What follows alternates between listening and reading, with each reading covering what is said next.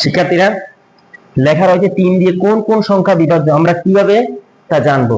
আসলে অনেক সময় দেখা যায় সংখ্যা লেখা থাকে, এটা 3 দিয়ে ভাগ যায় কিনা যায় না, আমাদেরকে ভাগ করে বের করতে, ছোট্ট বুদ্ধি দ্বারা আমরা জানতে পারবো যে সংখ্যাটা আসলে 3 দিয়ে ভাগ যায় কিনা যায় না। যেমন লিখে দিল 42 ভাগ 3, এই সংখ্যাটা কি 3 দিয়ে ভাগ যায়? তাহলে আমি শুধু কি করব, 4 এর সাথে 2 প্রথমে যোগ করব, যোগ করে যদি দেখি এটার যোগফল 6 হয়েছে, অর্থাৎ এই সংখ্যাটা 3 এর গুণিতক।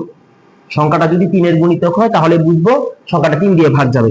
যেমন 35 সংখ্যাটা কি 3 দিয়ে ভাগ যায় কিনা, আমরা সেটা কিভাবে বের করব, 3 এর সাথে 5 যোগ করব, যোগ করে দেখতে হচ্ছে যোগফল হচ্ছে 8, তাহলে 3 এর গুণিতক 8 নয়, সুতরাং 35 3 দিয়ে বিভাজ্য যাবে না। এখন আমি দেখি 111 কি 3 দিয়ে ভাগ যায় কিনা, কি করব, 1 যোগ 1 যোগ 1, এই হিসেবে হচ্ছে কত, 3, তাহলে 3 3 এর গুণিতক। আশা করি সবাই এই পদ্ধতিতে 3 এর গুণিতক খুব সহজে বের করতে পারবে। ধন্যবাদ সবাইকে।